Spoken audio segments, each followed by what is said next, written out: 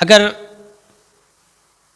سوال کیا جائے کہ کلمہ پڑھنے والوں نے امام علی مقام کے ساتھ دھوکہ کیوں کیا، بانی اسلام کے خون کے ساتھ اتنے ظلم اور ستم کیوں کیے، تو آج اس کا جواب مل رہا ہے، کبھی ہماری عدالتوں سے، کبھی ہمارے ایوانوں سے، کہ فلسطین والوں کو بھی بے یار و مددگار چھوڑ دیا اور نبی کی امت کا خون بے دردی سے بہایا گیا۔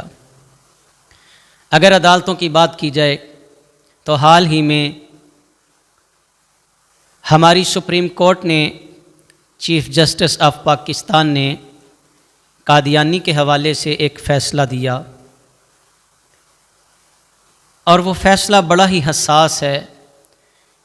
اگر دو لفظوں میں بات کو سمیٹیں تو یہ فیصلہ آئین کے بھی خلاف ہے اور شریعت کی روح سے بھی متصادم ہے۔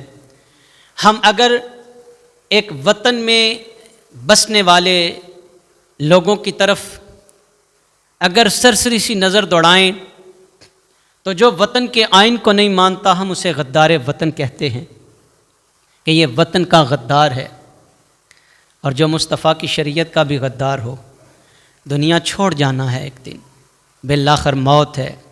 ہوئے نامور بے نشاں کیسے کیسے، زمین کھا گئی آسماں کیسے کیسے، تم کیوں بھول جاتے ہو کہ اللہ کا بھی سامنا ہے اور رسول خدا کا بھی سامنا کرنا ہے۔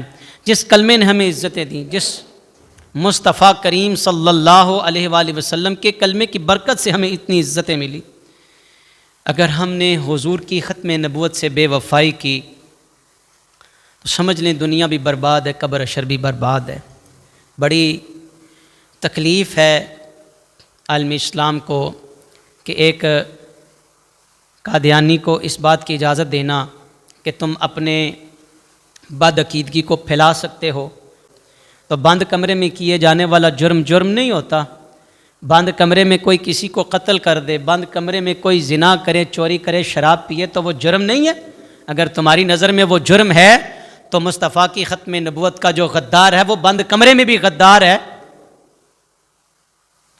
تیسری بات، لبرل اگر یہ سوال کرے کہ جی اسلام ایک وسیع دین ہے، اور اسلام میں تو نبی علیہ الصلوۃ والسلام نے عیسائیوں کو بھی اجازت دیتی تھی کہ مسجد میں اپنی عبادت کر لو، تو سن لیں آج بھی اسلام کا وقار اسی طرح سے ہے۔ اسلام سر بلند ہے، اقلیت جس نے تسلیم کیا خود کو، اسلام نے اس کو اجازت دی ہے۔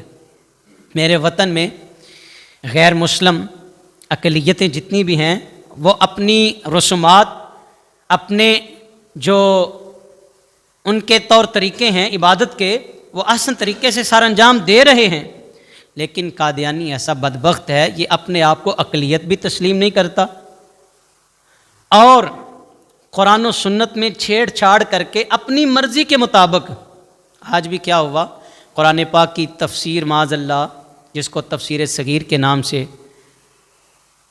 انہوں نے موسوم کیا، اور اس میں اپنی مرضی سے ان لوگوں نے چند باتیں شامل کی۔ کیا کسی مسلمان کو یہ گوارا ہے کہ قرآن پاک میں کوئی بندہ اپنی مرضی کر سکے؟ سادہ سی بات ہے، کیا کسی مسلمان کی یہ برداشت ہے کہ وہ قرآن پاک کا ترجمہ کوئی اپنی جو اس کی مرضی آئے ترجمہ کر لے؟ بھائی سوئے نہ رہو، غفلت میں نہ رہو، آنکھیں کھولو۔ جب موت کا بلاوا آ گیا نا، اس کے بعد دنیا میں دوبارہ پلٹ کے نہیں آؤ گے۔ اگر اللہ نے آپ کو عہدہ دیا، کرسی دی ہے، تو خدا کا نام لیں، خدا کو مانو، مصطفیٰ کی شریعت، اور پھر آئین 298 یہ ہمیں کہتا ہے کہ قادیانی تبلیغ نہیں کر سکتے، شاعر اسلام کو استعمال نہیں کر سکتے، اپنی عبادت گاہوں کو مسجد کا درجہ نہیں دے سکتے۔ جب یہ آئین نے کہا ہے تو پھر تمہیں کس نے یہ اجازت دی ہے کہ انہیں تبلیغ کی اجازت دو؟ سب سے بڑی یہ آئین کی غداری ہے، سب سے بڑی۔ اور جو آئین کا وفادار نہیں ہے، مصطفیٰ کی شریعت کا وفادار نہیں ہے، اسے اتنے بڑے عہدے پہ بیٹھنے کا حق کوئی نہیں ہے۔ آج کربلا آج بھی ہے ہماری آنکھوں کے سامنے۔ مسلمانوں ذرا جاگو، اسلام سوکھا مل گیا، آپ کو سوکھا مل گیا، لیکن اس کی قدر کرنا اگر دشوار بھی ہو، مشکل بھی ہو، کٹھن بھی ہو، تو فلاح وہی لوگ پائیں گے جو اسلام کے نام پہ مر مٹیں گے۔ کامیابی انہی لوگوں کے مقدر میں آئے گی جو مصطفیٰ کے دین سے وفاداری کریں گے۔